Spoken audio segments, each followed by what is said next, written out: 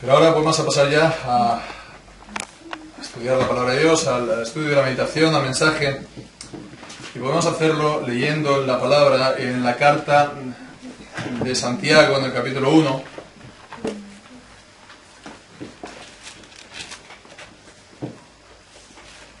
En el versículo 22.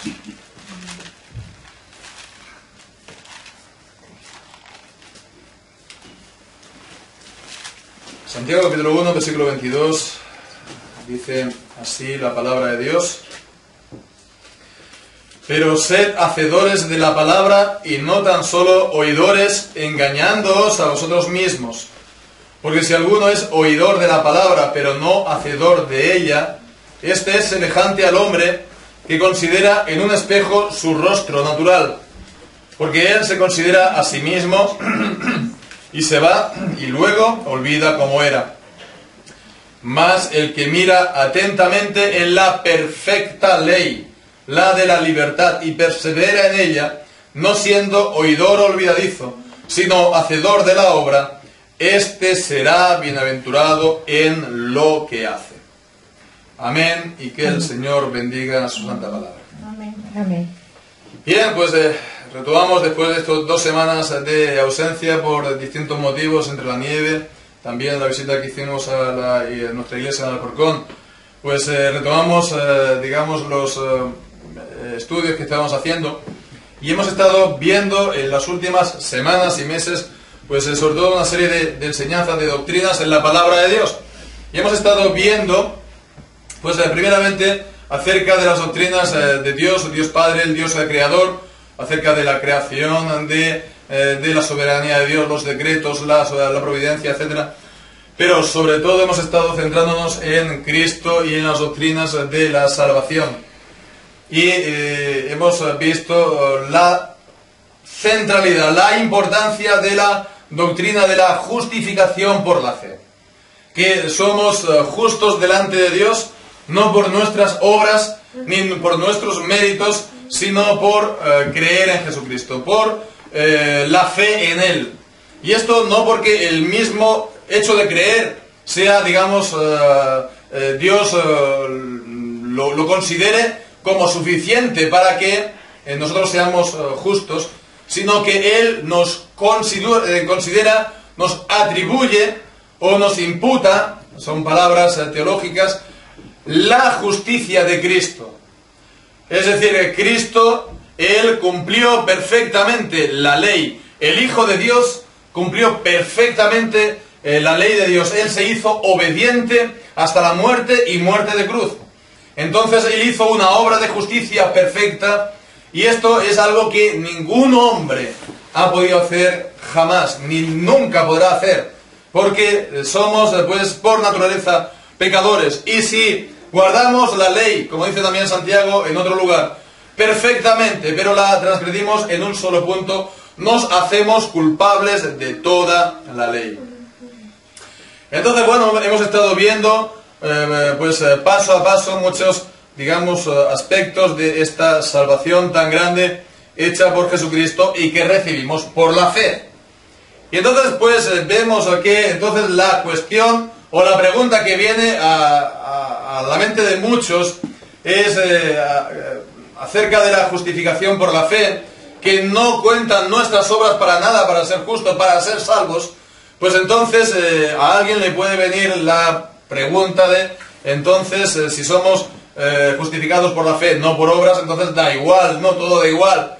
Entonces, pues, bueno, adelante. Entonces que todo el mundo, pues, haga lo que quiera. Entonces, pues, bueno, están los mandamientos de Dios, pero como somos justificados por la fe, pues entonces, digamos, como que hubiera vía libre, o que los cristianos estuviéramos libres con respecto a la ley de Dios. Y entonces, bueno, ahí también se pueden mezclar versículos de la Biblia sacados un poco de aquí y de allá de contexto, cuando dicen, pues, que la letra mata pero el espíritu vivifica, o que bueno, todo me es lícito, ¿verdad?, pero no todo me conviene, en Primera de Corintios. Pues entonces, bueno, esto es algo que nos encontramos también. Hay gente que se dice también creyente, que razona de esta manera, o que habla de esta manera. Que los cristianos, pues bueno, la ley de Dios sí está bien, ¿no? Los mandamientos de Dios sí están bien, pero con los creyentes, digamos, nosotros no tenemos que mirar a la ley para nada. Entonces, la ley es algo aparte completamente de nosotros, y nosotros entonces no tenemos, digamos, que preocuparnos por la ley. Entonces, bueno, esto es algo que es una actitud ante la ley de Dios, y es algo que se tiene que tratar. Esto recibe también un nombre un poco a lo mejor complicado, es antinomianismo. Antinomianismo, que es una palabra que significa compuesta, vemos, anti, en contra de, y nomianismo es en contra de, viene de la palabra nomos, que significa en griego la ley. Entonces es estar, digamos, en contra de la ley. Los cristianos pues estarían pues libres absolutamente de la ley de Dios. Vemos, esto es el otro extremo radical, ¿no? Por un lado estaría aquellos que están diciendo la salvación es por las obras, o la salvación entonces es por cumplir los mandamientos de Dios, o cuentan entonces nuestras obras, nuestros méritos, eso sería por un lado, y en el otro estaría, no, mira, nosotros de la ley nada, estamos completa y absolutamente libres de la ley. Bien, pues entonces fijémonos lo que nos dice la Escritura y nos podemos centrar ahora en un primer momento en esto que nos dice aquí Santiago, en los versículos que hemos leído. Nos dice que no hemos de ser solamente oidores de la palabra. Oidores de la palabra, dice en el versículo 22, sino hacedores de la palabra. Y esto es una de las cosas que Santiago está una y otra vez insistiendo. Hemos de ser hacedores de la palabra. Después en el capítulo 2 dirá que si nosotros decimos que tenemos ley pero no tenemos obras, ¿de qué nos sirve? Esa fe no nos puede salvar, porque es una fe muerta en sí misma, no nos puede salvar. Una fe que no engendre, que no dé como resultado obras en nuestra vida.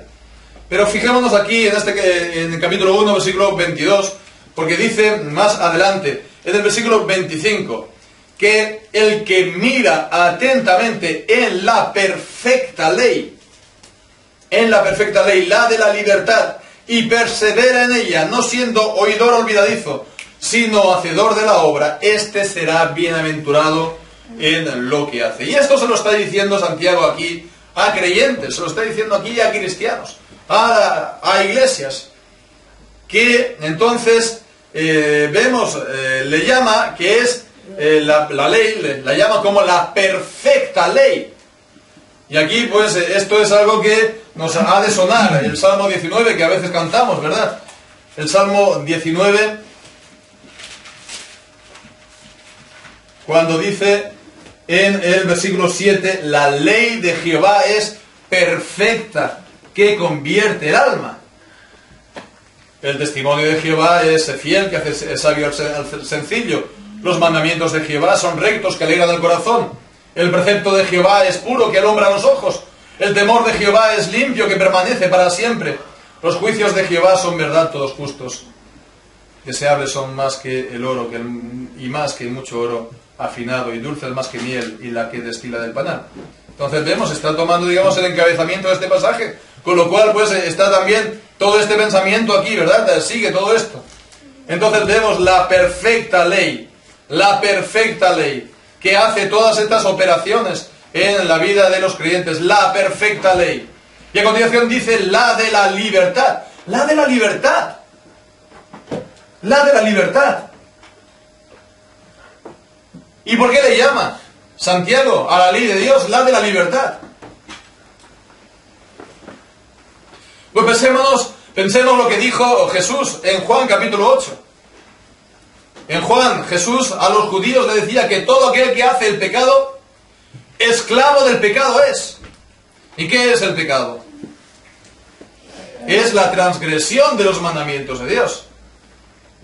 Entonces, la perfecta ley es la de la libertad. ¿Por qué? Porque Dice Jesucristo una vez más en Juan 8, si el Hijo os libertare, seréis verdaderamente libres. Entonces, si Cristo nos liberta, si Cristo nos hace libres, es para que podamos guardar la palabra de Dios. Para que podamos guardar los mandamientos de Dios y ser hacedores de la palabra, no solamente oidores. Como también en Lucas, en el capítulo 1, el padre de Juan el Bautista, Zacarías, dice que el juramento, capítulo 1, versículo 73, el juramento que hizo Dios a Abraham, a nuestro padre, que nos habría de conceder que, librados de nuestros enemigos, sin temor, los serviríamos en santidad y en justicia delante de Él todos nuestros días. Y los mayores enemigos, pues, que tenemos los creyentes, ¿qué son? Pues los enemigos espirituales de nuestra alma. El diablo, el mundo, nuestra propia carne, que combaten, ¿para qué? Para que no sirvamos a Dios. Y dice, pues, librados de nuestros enemigos. Si Cristo nos hace libres, entonces sirvamos al Señor en santidad y en justicia, en libertad, guardando por lo tanto la perfecta ley de la libertad. Bien, pues entonces vemos que la Biblia en ningún caso dice que la ley de Dios es algo, pues, desfasado para el creyente. Entonces, en esta tarde lo que vamos a intentar ver es un poco el desarrollo de toda esta enseñanza acerca de la ley, digamos, en la Biblia. Entonces vamos a mirar acerca de esto para que comprendamos, pues, cómo es esto así. Podemos comenzar viendo acerca del hombre, tal y como Dios lo creó. Tal y como Dios lo creó. En Génesis, en el capítulo 1.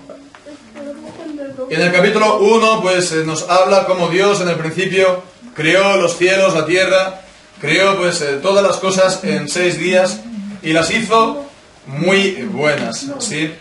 Y pues al final de esta semana, en el sexto día, dice que en el versículo 26, hagamos al hombre a nuestra imagen, conforme a nuestra semejanza. Entonces aquí está la intención de Dios de crear al hombre a su imagen, a la imagen de Dios. Varón y hembra los creó Dios. Entonces, bueno, los creó a imagen de Dios. Y bien, al acabar la semana de creación, en el versículo 31 dice, y vio Dios todo lo que había hecho, y he aquí que era bueno en gran manera. El hombre incluido, entonces. El hombre era bueno también. Formaba parte, pues, de esta bondad que salió de las manos de Dios. Él lo hizo todo bueno. Y creó al hombre a su imagen y semejanza. Entonces él, pues evidentemente, Dios es espíritu, y no, esta semejanza de Dios no es que nosotros nos parecemos a Él físicamente. Él no tiene cuerpo como los hombres, pero sí está hablando de los atributos del alma. Entonces, que fue creado el alma del hombre a la imagen y semejanza de Dios, con lo cual está hablando aquí también de que era una alma, pues, justa y santa. Estaba en sintonía con la justicia y con la santidad de Dios. No había sido creado pecador, no había sido creado una mala criatura, no había sido hecho mal. Entonces, esto significa que Él podía guardar los mandamientos de Dios. Es más, que los tenía grabados en su corazón, porque lo tenía grabado en su alma. Porque su alma estaba creada a imagen de Dios. Entonces él era inocente, y él era justo, y él era santo el hombre en aquel entonces, ¿verdad? Pero además Dios lo puso en la tierra, en el jardín del Edén, y lo puso allí, pues, para ocuparse del jardín, y entró en pacto con el hombre. Y entró en pacto con él, cuando le dio el mandamiento que, pues, conocemos, de no comer del fruto del árbol, del conocimiento del bien y del mal. Cuando dice en el capítulo 2, versículo 16, y mandó Jehová Dios al hombre diciendo, de todo árbol del huerto podrás comer, mas del árbol de la ciencia del bien y del mal no comerás, porque el día que de él comieres, ciertamente morirás. Entonces, bueno, él tenía la ley de Dios en su corazón, pero le da un mandamiento exterior.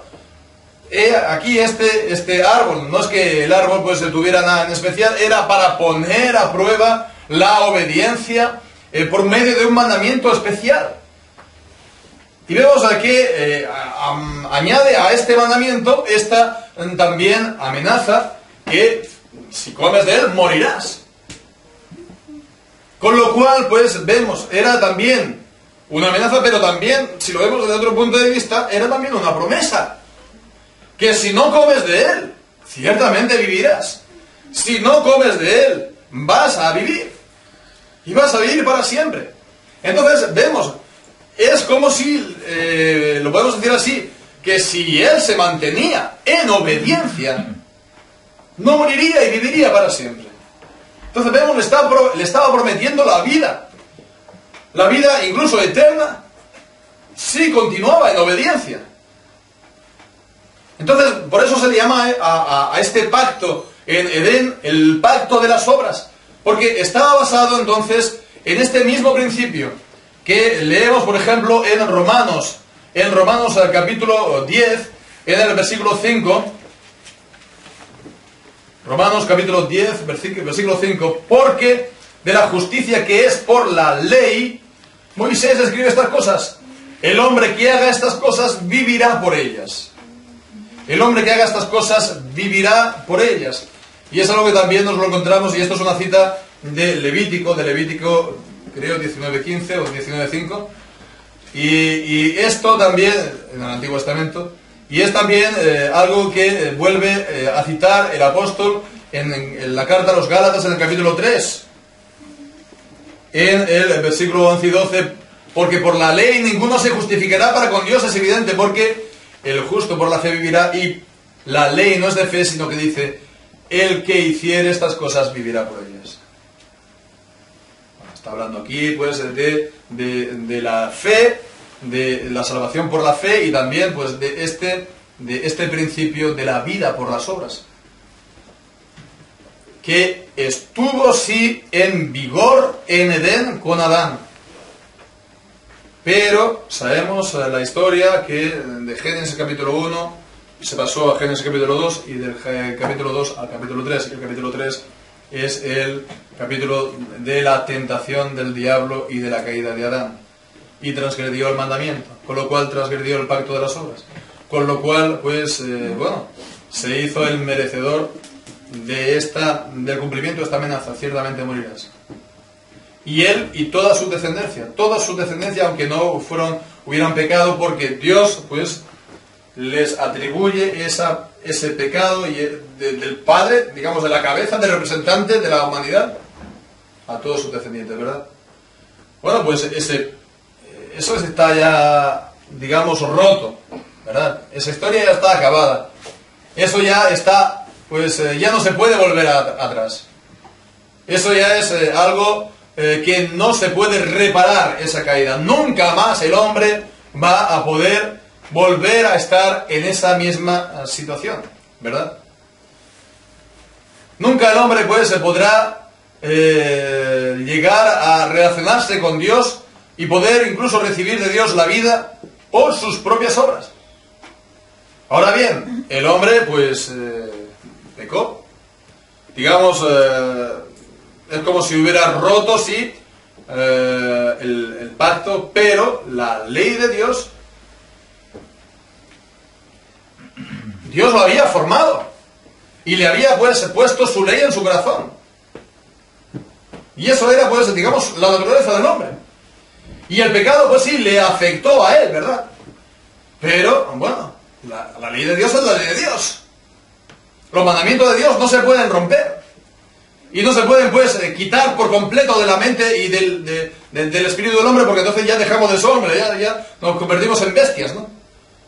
Entonces, pues, permaneció, de hecho, los restos de esta ley de Dios en el corazón de los hombres. Y lo vemos, por ejemplo, en Romanos, en el capítulo 2, en los versículos 14 y 15. El apóstol Pablo está entonces hablando de los gentiles. Los gentiles son los que no tienen pues el conocimiento del Evangelio, de la palabra de Dios. El hombre en su estado natural. Los descendientes entonces de Adán, ¿verdad? Los que no conocen la verdad de la palabra. Y dice en el capítulo 2, versículo 14 y 15, cuando los gentiles que no tienen la ley, es decir, la ley escrita de la palabra de Dios, hacen por naturaleza, vemos, por naturaleza, lo que es de la ley, estos, aunque no tengan ley, son ley para sí mismos, mostrando la obra de la ley escrita en sus corazones. Vemos, esa ley de Dios todavía está escrita. Estuvo perfectamente escrita en el corazón de Adán, pero con todo y que hubo la caída, todavía quedan restos de esta ley escrita en el corazón del hombre. La ley de Dios. Y esto, pues, vemos, es lo que está en el corazón de los hombres. Bueno, que la gente se olvida o, digamos, se engaña o tiende, digamos, a amoldarse a las circunstancias o cualquier otra cosa. Y entonces, claro, esto como que se va cada vez perdiendo, ¿verdad? Y por eso el Señor recordó la ley de Dios escrita no en corazones, pero ahora en piedra para siempre, para que permanezca para siempre la ley de Dios escrita, los 10 mandamientos. Y es después, bueno, el episodio que todos conocemos, ¿verdad? En Éxodo, del libro del Éxodo, y pues que Moisés se va al monte de Sinaí y estuvo allí ayunando y orando al Señor por 40 días y 40 noches. Y cuando volvió, pues Dios le dio las tablas de la ley. Y volvió al pueblo. Las tablas de la ley, que son los 10 mandamientos, que están, pues, nos lo encontramos en Éxodo capítulo 20 y también en Deuteronomio capítulo 5, ¿verdad? 10 mandamientos. Que, bueno, si los conocemos, tratan los primeros, los mandamientos que tratan acerca de nuestra relación primero con Dios, ¿no? O los deberes para con Dios, primeramente. Y también, pues, la segunda tabla, los mandamientos que tratan de los deberes para con el hombre. En Éxodo capítulo 20 podemos leer los 10 mandamientos. Habló Dios todas estas palabras diciendo: yo soy Jehová tu Dios, que te saqué de la tierra de Egipto, de la casa de servidumbre. No tendrás dioses ajenos delante de mí. Primer mandamiento. Segundo, no te harás imagen, ni ninguna semejanza de lo que esté arriba en el cielo, ni abajo en la tierra, ni en las aguas debajo de la tierra. No te inclinarás a ellas ni las honrarás, porque yo soy Jehová tu Dios, fuerte, celoso, que visito la maldad de los padres sobre los hijos hasta la tercera y cuarta generación de los que me aborrecen, y hago misericordia a millares a los que me aman y guardan mis mandamientos. Tercer mandamiento, no tomarás el nombre de Jehová tu Dios en vano, porque no dará por inocente Jehová al que tomare su nombre en vano. Cuarto mandamiento, acuérdate del día de reposo para santificarlo. 6 días trabajarás y harás toda tu obra, mas el séptimo día es reposo para Jehová tu Dios. No hagas en él obra alguna, tú, ni tu hijo, ni tu hija, ni tu siervo, ni tu criada, ni tu bestia, ni tu extranjero que está dentro de tus puertas, porque en 6 días hizo Jehová los cielos y la tierra, el mar y todas las cosas que en ellos hay, y reposó en el séptimo día. Por tanto, Jehová bendijo el día del reposo y lo santificó. Vemos los 4 primeros mandamientos que tratan acerca de los deberes con Dios. No adorar solamente al único Dios verdadero, el primero, adorarlo no según pues nuestras imaginaciones, por medio de imágenes, sino según a la verdad de su palabra, el segundo mandamiento. El tener reverencia y respeto por su palabra, por sus obras, por el Señor mismo, no tomar su nombre en vano, el tercero. Y mantener el día de reposo. Un día de cada 7, pues mantenerlo santo para el Señor, santificarlo para Él. Y estos son los deberes, digamos, para con el Señor.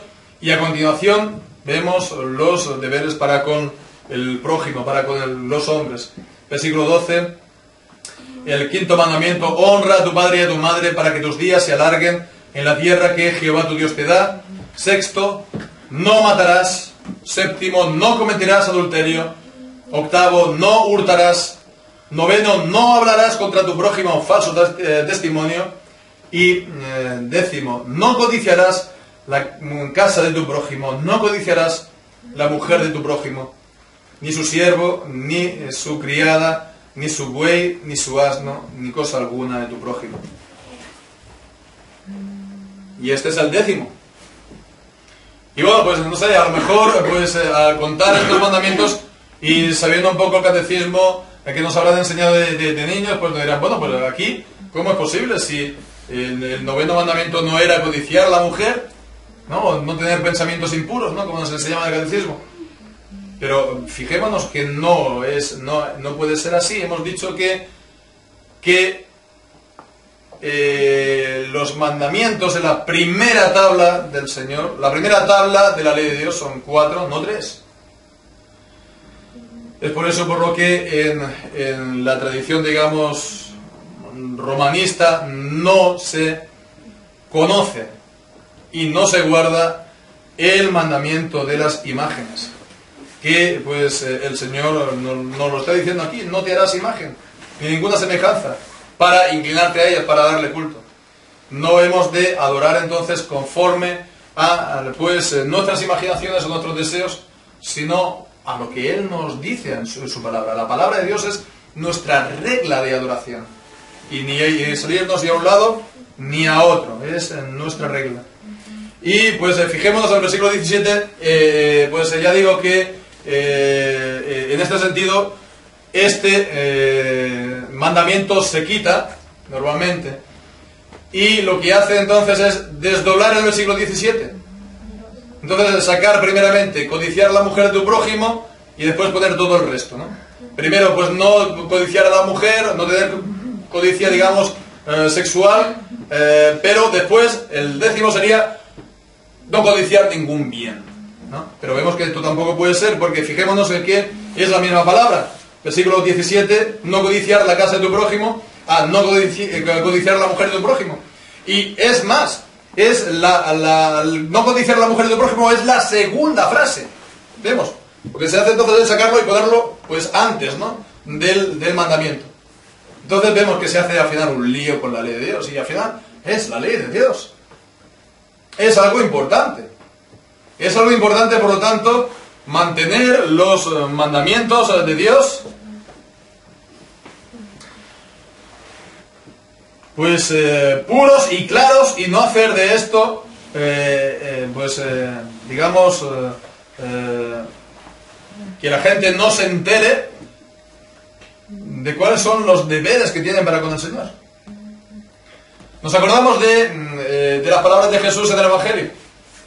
Las palabras de Jesús en el Evangelio, cuando le vino un judío y le preguntó cuáles eran los mayores mandamientos de la ley. ¿Nos acordamos? ¿Cuáles son los mayores mandamientos de la ley? ¿Cuál fue la respuesta de Jesús?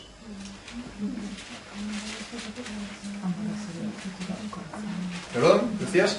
Amarás a tu Dios con todo el corazón, con el prójimo como a ti mismo. Exacto, este es el mayor, el gran mandamiento es: amarás al Señor tu Dios con todo tu corazón y con toda tu alma y con toda tu mente. Este es el primero y grande mandamiento. Mateo 22, 37 y 38. Y el segundo mandamiento es semejante: amarás a tu prójimo y como a ti mismo. Y de estos dos mandamientos depende toda la ley de los profetas. Entonces vemos aquí el resumen de la ley de Dios. Y el resumen de la ley de Dios vemos es amar a Dios y amar al prójimo. Lo que decíamos, la ley de Dios, los 10 mandamientos es los deberes para con Dios y los deberes para con el prójimo. Entonces, la ley de Dios, los 10 mandamientos se resumen, se puede decir, sí, en estos mandamientos, ¿verdad? En este mandamiento, amar a Dios.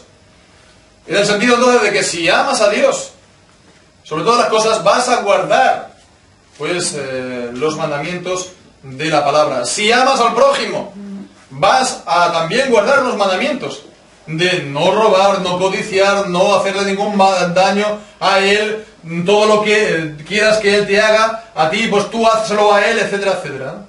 Si amas al prójimo. Pero vemos, es el móvil que hace que los mandamientos se cumplan, el amor. Pero esto no significa que, bueno, que ahora pues ya no tengamos que conocer los mandamientos de Dios. Claro que sí, que los tenemos que seguir conociendo.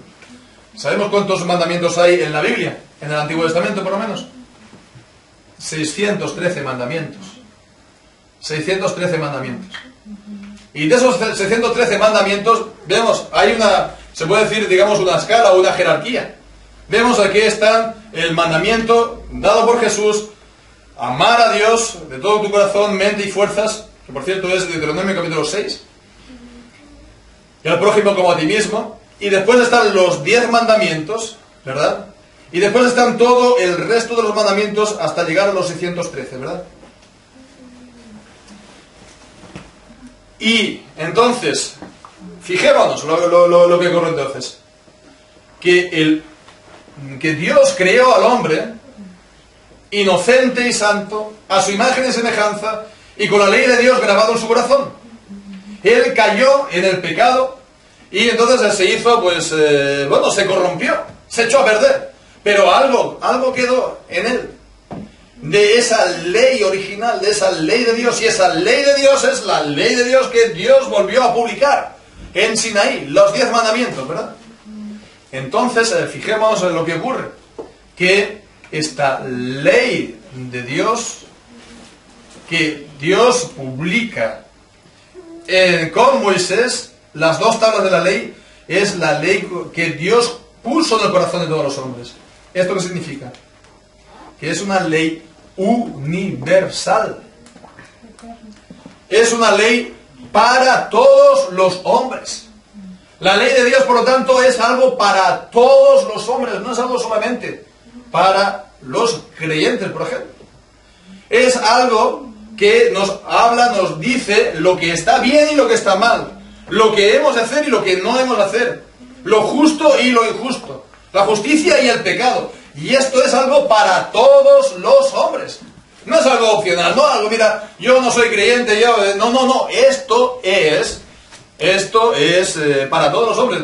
Y eso, fijémonos, en ninguna otra parte del mundo la gente es libre, por ejemplo, de robarle o de matar a alguien, o etcétera, etcétera. Entonces, bueno, la ley de Dios es algo universal. Y entonces esta ley, digamos, que Dios fijó en el corazón del hombre, que es la ley de los 10 mandamientos, se conoce como la ley moral de Dios. ¿Sí? La ley moral de Dios. Porque, fijémonos que, bueno, en la Escritura hay mandamientos, por ejemplo, el de no comer del árbol del bien y del mal, ¿no? Del conocimiento del bien y del mal, ¿no? Eso no es un mandamiento. Bueno, Dios mandó ese árbol, pero podía haber mandado, pues, no beber de esa fuente. O cualquier otro mandamiento. No es algo moral, ¿verdad? Que sea algo intrínsecamente bueno o malo comer de eso. Solamente fue el mandamiento de Dios.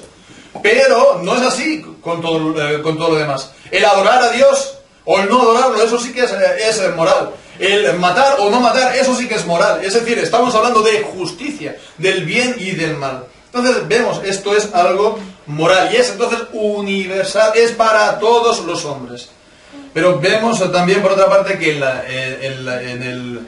el Antiguo Testamento, en la Biblia, en el Antiguo Testamento sobre todo, pues hemos dicho, hay muchos mandamientos, hemos dicho 613, y bien, pues muchos de ellos tienen que ver, por ejemplo, con sacrificios de animales, cómo se tenía que hacer el templo, el tabernáculo, las fiestas, etcétera, etcétera.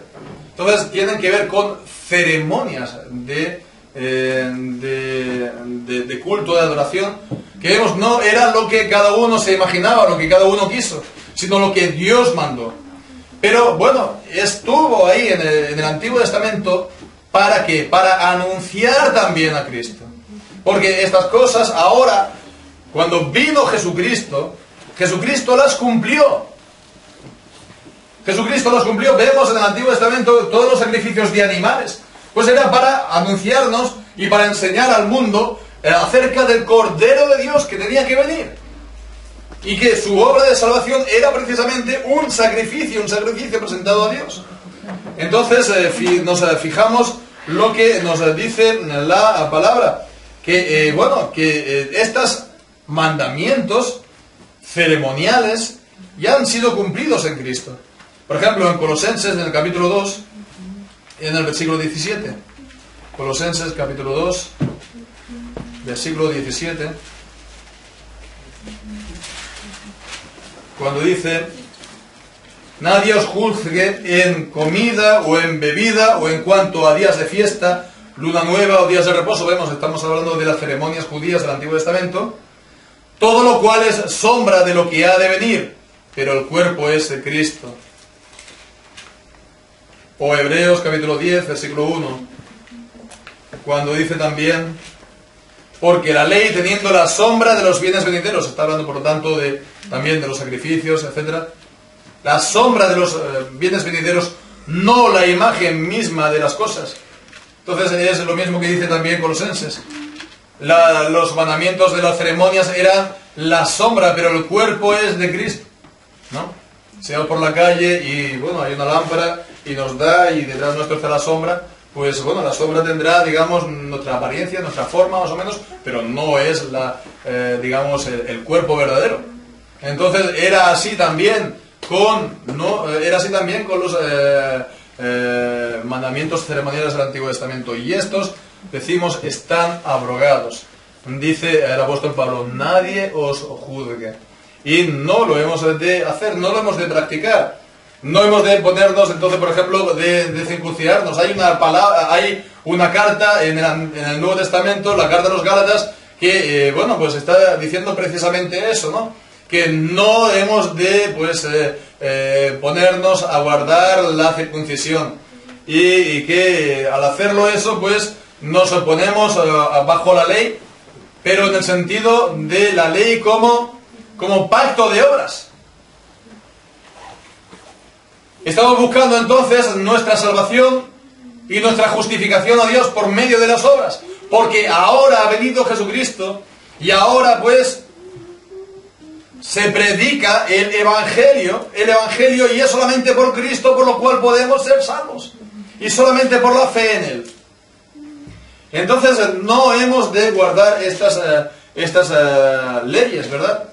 Aunque también nos dan, por ejemplo, enseñanzas importantes. Por ejemplo, los sacrificios y en los ritos te dan toda una serie de ritos acerca de la limpieza personal, se puede decir. Pero en el fondo hay una enseñanza importante que es acerca de la santidad, que es para participar a la adoración, al culto a Dios, para acercarnos a Dios. Hemos de tener esa santidad, esa limpieza de corazón, que es lo que por otra parte pues nos da Dios en Cristo por el Evangelio.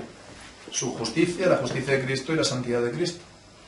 Entonces, hay enseñanzas, hay cosas importantes, pero las leyes ceremoniales del Antiguo Testamento no las hemos de cumplir. Después están también aquellas leyes civiles, ¿no? Aquellas leyes civiles que el pueblo de Israel pues se tenía que cumplir. Leemos el Antiguo Testamento y pues acerca de la heredad, acerca de la casa, acerca de los castigos que se tenían que hacer a según qué tipo de delitos o de crímenes. Todas estas también son leyes importantes, pero fueron dadas a Israel como nación. Y Israel como nación, pues, que quedó, pues, ya en el año 70, cesó el Estado, la nación de Israel de existir como tal. Y digamos que el Evangelio entonces ha sido predicado a todas las naciones, pero esas leyes fueron dadas por el Señor específicamente a Israel. Entonces, no hemos de intentar instaurar entonces literalmente las leyes civiles del Antiguo Testamento, excepto en el sentido de lo que ella nos enseña. Porque la ley de Dios, Dios habló y Dios, pues lo que dice es cierto y verdad. Entonces, lo que dice la Confesión de Fe de Westminster, la equidad, la esencia de la ley, es decir, el elemento de justicia que hay en esa ley del Antiguo Testamento, pues entonces sí, eso sí que vincula, eso sí que es normativo, y eso sí que se tiene que implantar, se puede decir. pero no la ley, sino trasladar, ¿verdad?, lo que está aquí en la Biblia a nuestros días. Bien, pues entonces están las leyes civiles. Entonces, con lo cual vemos que sobre todo lo que nos queda son la ley de Dios. La ley de Dios moral. La ley de Dios moral, los mandamientos de Dios, que por cierto también están a la base de todo el resto de los mandamientos, ¿verdad? Todo el resto de los mandamientos de la Biblia. Entonces, hemos de tener en cuenta todo esto, que, bueno, hay estas tres categorías de la ley, y hemos dicho, lo que decíamos al principio, que el cristiano no está libre de la ley, que el cristiano no está libre de la ley en el sentido de que ya no es un pacto de obras. Romanos capítulo 10. En Romanos el capítulo 10 pues nos está hablando de estos dos mensajes de la palabra, el pacto de las obras y el pacto de la gracia. Dice que, sí, hemos dicho que la justicia que es por la ley, Moisés escribe así, el hombre que haga estas cosas vivirá por ellas. Pero antes dijo, el fin de la ley es Cristo para todo aquel que cree. El fin de la ley es Cristo. Entonces, estamos libres de la ley en el sentido del pacto de las obras. No hemos de ser salvos por las obras, no hemos de ser salvos por la ley. Pero, vemos, la ley es moral y la ley nos habla de lo que quiere Dios, de lo que es justo, de lo que es bueno, y no estamos entonces libres en este sentido de la ley. Y entonces, bien, hemos de mirar a los mandamientos de Dios, porque primeramente hay tres usos para nosotros los cristianos de esta ley, y es importante tenerlo en cuenta. El primero es el que se ha dado a conocer como el uso civil de la ley, que es en el sentido de que la ley nos reprime, se puede decir, nos coarta. La ley nos dice, no lo hagas. Una voz de fuera que dice, por aquí no vayas, no hagas esto. Normalmente el uso civil de la ley se piensa que es para la sociedad, y estoy de acuerdo, que la ley de Dios, los mandamientos de Dios, pues han de formar parte de la moralidad de la sociedad, de las leyes entonces de la sociedad, y que esto mantenga un poco la corrupción. Que si, digamos, entonces la sociedad, entre comillas, se ve libre de los mandamientos de Dios y se lanza al pecado, eso es la corrupción, y eso es, digamos, el fin de la sociedad, más a la corta que a la larga.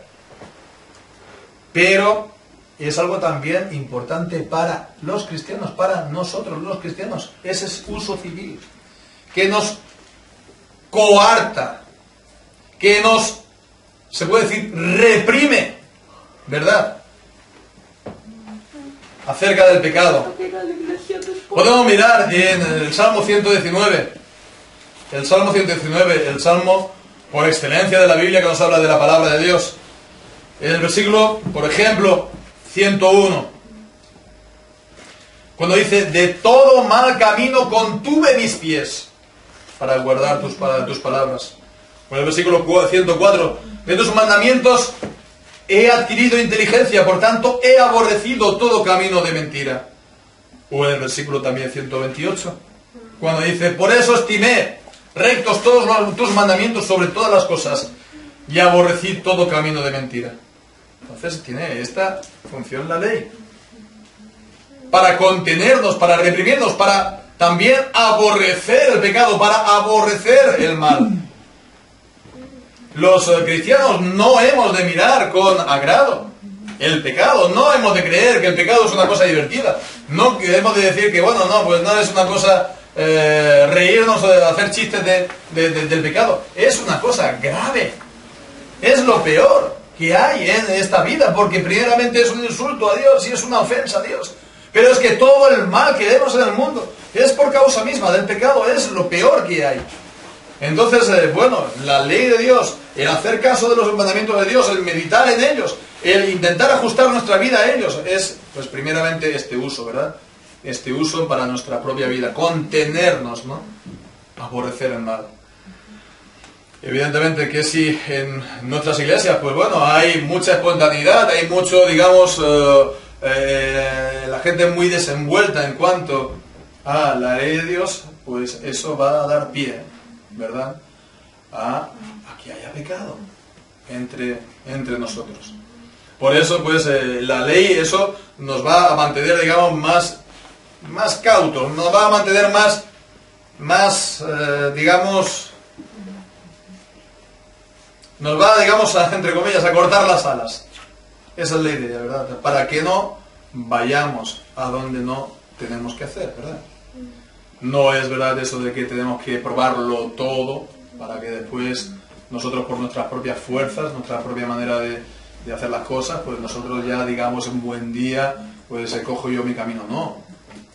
No, esto es un mito, ¿verdad? Del que el mal mejor no probarlo, mejor mantenerse puro, mejor mantenerse limpio antes de probar, pues eso, el árbol del conocimiento del bien y del mal, y probar el mal por su propia experiencia. Entonces, en este sentido, el primero. El segundo, que es el que nos habla a Pablo, sobre todo en la carta a los Gálatas, es el de mostrar nuestro propio pecado y guiarnos a Cristo. Gálatas capítulo 2.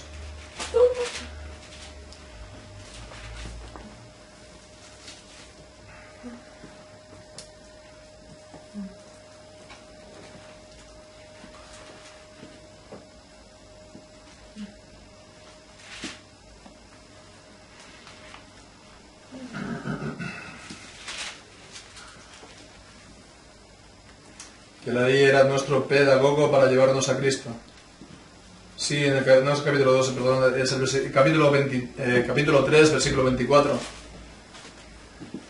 Puedo leer el versículo 23 también. Antes que viniese la fe, estábamos confinados bajo la ley, encerrados para aquella fe que iba a ser revelada, de manera que la ley ha sido nuestro ayo.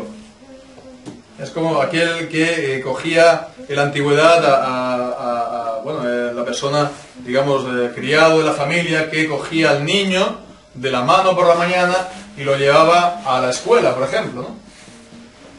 Pues la ley de Dios es como este criado que nos coge de la mano y nos lleva a Cristo. ¿Por qué? Porque la ley entonces nos muestra nuestro propio pecado, nuestra propia necesidad de perdón, de arrepentimiento, nuestra propia corrupción. Y como hace esto lo vemos sobre todo aquí en Romanos capítulo 7, cuando dice en el versículo 7, que pues diremos, la ley es pecado, en ninguna manera, pero yo no conocía el pecado sino por la ley, porque tampoco conociera la codicia si la ley no dijera, no codiciarás. Mas el pecado, tomando ocasión por el mandamiento, produjo en mí toda codicia, porque sin la ley el pecado está muerto. Y yo sin la ley vivía un tiempo, pero venido el mandamiento, el pecado revivió y yo morí. Y hallé que el mismo mandamiento que era para vida, a mí resultó para muerte. Entonces vemos a que los mandamientos nos muestran el pecado en nuestra vida. Entonces por eso es importante también, pues, la ley de Dios para nuestra vida. Y por último, es también la ley de Dios para los creyentes que han sido hechos libres por Cristo como norma de vida. ¿Qué es lo que estaba diciendo Santiago? La ley de la libertad.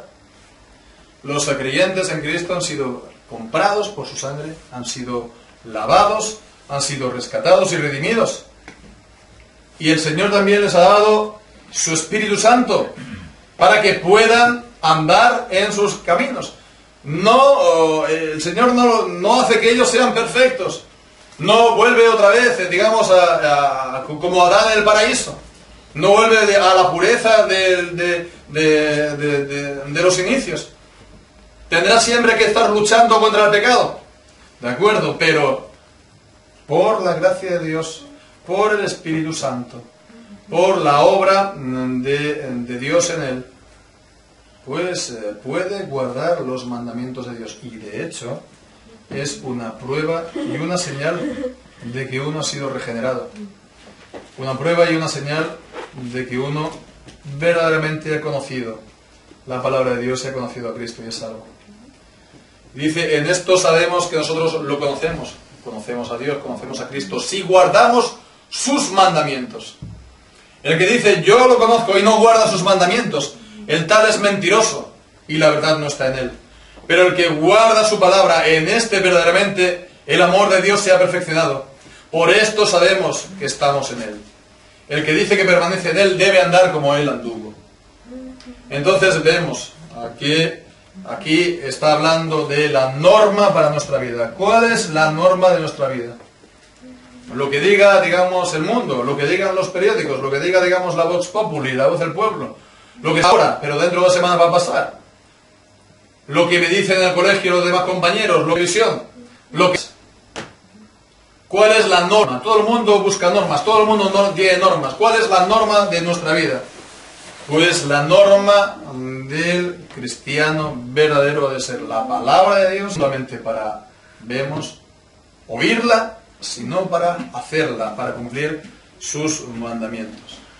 Y entonces no hay esta oposición, digamos, y el creyente puede, por la gracia de Dios, guardar la ley y los mandamientos como su norma de vida.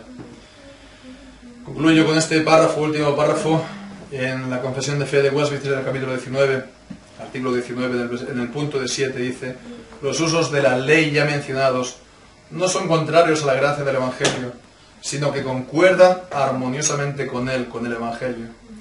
Pues el Espíritu de Cristo subyuga y capacita la voluntad del hombre para que haga alegre y voluntariamente lo que requiere la voluntad de Dios revelada en la ley. Amén. Pues que así sea. Señor, bendiga su santa palabra. Vamos a ver. Señor Padre nuestro que estás en los cielos, te damos las gracias por tu santa palabra, te damos las gracias por tu santa ley. Gracias porque ella es perfecta, gracias porque ella convierte el alma, gracias porque ella da, el Señor sí nos muestra el camino de la vida. Si la justicia fuera por la ley, ciertamente seríamos salvos por ella, Señor, porque en ella, Señor, si la cumpliéramos, hay una vida perfecta de gozo. Pero, Señor, tú has provisto este camino de salvación en tu Hijo Jesucristo, porque ningún hombre por las obras de la ley puede ser salvo por causa de nuestros pecados. Y te damos las gracias por la obediencia de tu Hijo Jesucristo, que es perfecta. Ayúdanos, por lo tanto, a que podamos nosotros tener, teniendo la vista, la mirada puesta siempre en Jesucristo, tu Hijo, también con guardar sus mandamientos. Él dijo: si me amáis, guardad mis mandamientos. Pues, Señor, que nosotros, por amor a ti, Padre, por amor a tu Hijo Jesucristo, por el Espíritu Santo, nosotros podamos, Señor, guardar tu ley, tus mandamientos. Que sea, Señor, el freno para nuestro corazón, que sea también, Señor, la guía para llevarnos a Cristo, que sea también el camino, Señor, el camino por el cual andemos a lo largo de nuestra vida. Señor Dios nuestro, que tú nos enseñes tu santa ley, que podamos meditar en tus mandamientos, aún en los mandamientos del Antiguo Testamento, que podamos leerlos con enseñanza, con provecho. Señor, también en la justicia, en que haya los mandamientos incluso civiles, Señor, que puedan también llegar Señor, a instruir Señor, las leyes de los hombres, las sociedades. Que tu santa ley, Señor, y tú, oh Padre, seas quien rijas a todas las cosas. Tú eres el Rey de los reyes y el Señor de los señores. Jesucristo es el Rey. Señor, pedimos que tu palabra gobierne y tu ley gobierne en los corazones, Señor, de muchos. Te pedimos tu bendición sobre esta porción de tu palabra en nuestra vida. Te lo pedimos todas las cosas en el nombre de Jesús, tu Hijo. Damos gracias. Amén. Vamos a concluir cantando el Salmo 19, pero vamos a cantar la segunda mitad del Salmo 19.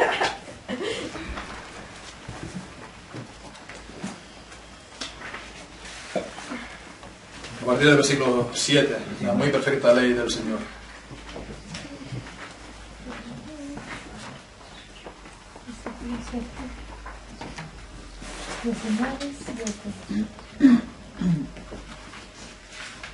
No 119, sino 19.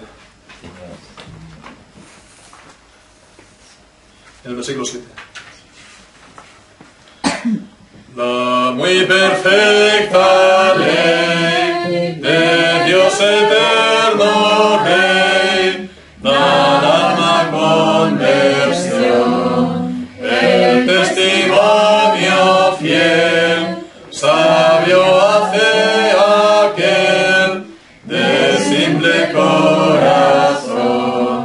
Los mandatos de Dios, cuán rectos ellos son, al corazón alegran. Puro es de Jehová el precepto real, que los ojos alumbra. Y el temor de él, muy puro es y fiel, a perpetuidad. Los juicios del Señor, toda la verdad son, y llenos de equidad. Deseable su virtud, más que la multitud de oro refinado. Y para un alma fiel, más dulces son que miel, que ha del panal brotado.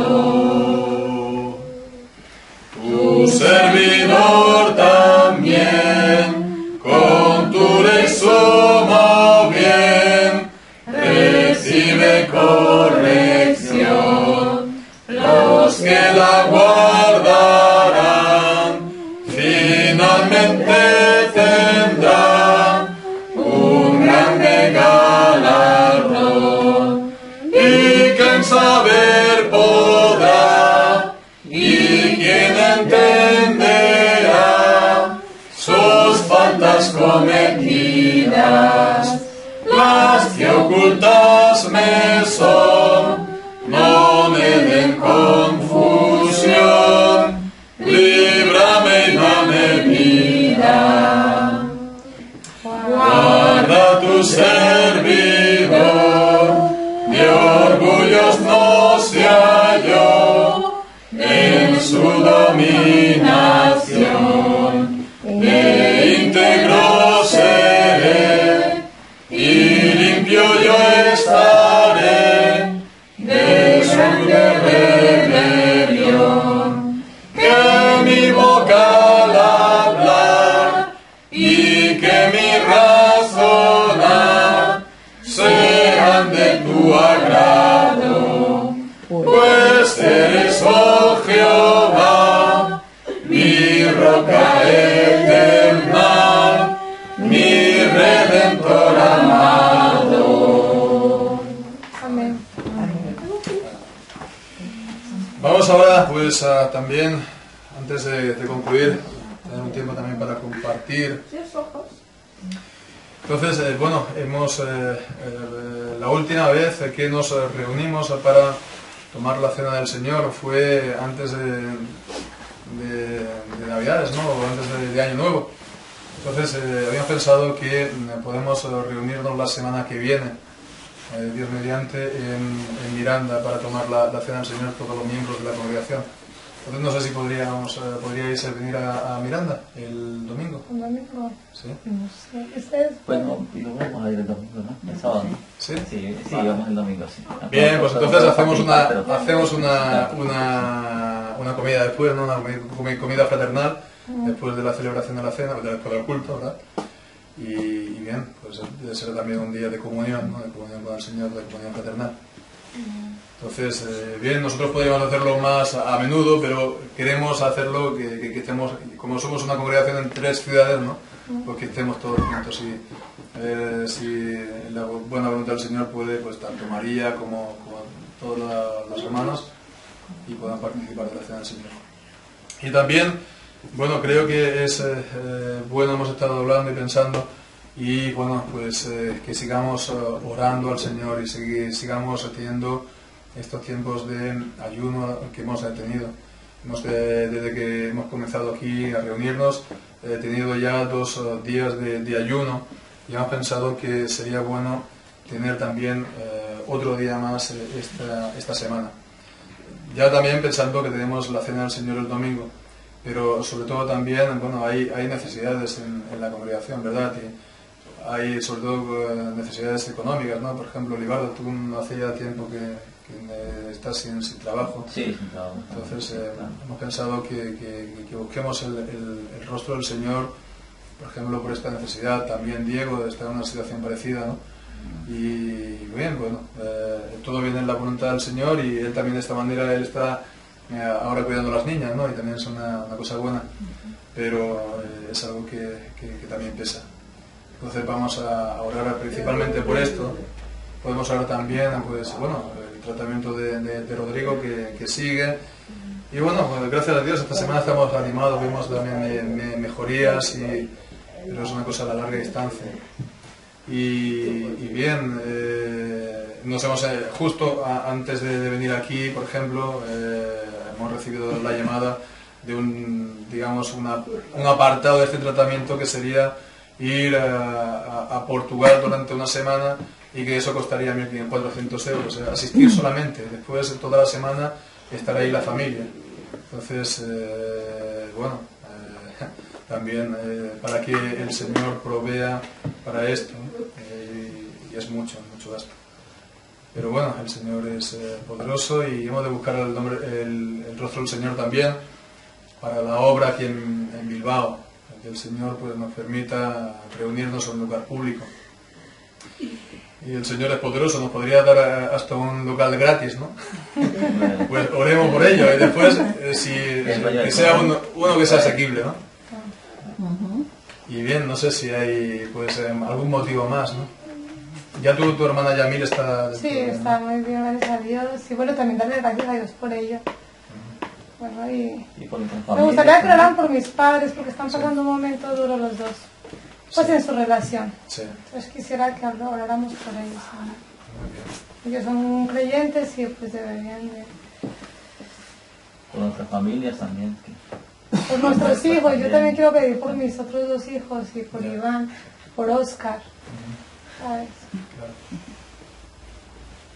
Por este país también que está un poco... Sí. La crisis y todo. La crisis, sí. Señor. Y que bueno, que sea también la manera como los corazones de la gente se vuelvan a Dios, ¿no? Porque también, sí. Con tanta abundancia y tanta prosperidad la gente ha pensado que bueno, que se puede vivir sin el Señor. Eso y menos. Sí. Pero sí, que el Señor tenga misericordia, porque de verdad que es duro. Es duro. Entonces, habíamos pensado que sea el jueves, ¿no? Entonces, es por supuesto, como siempre, opcional, ¿no? Pero si lo podemos hacer, creo que será bueno que nos unamos a esto, buscando el nombre del Señor. Y como siempre, pues podemos meditar acompañando las oraciones con un texto de la palabra. Y podemos hacerlo mirando en el libro de Job, en el capítulo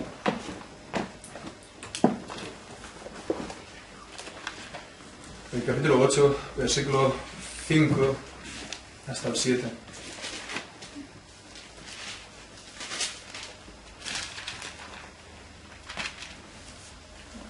Para que también lo leamos y lo meditemos y oremos también al Señor en base a esta porción de la palabra durante el día de ayuno.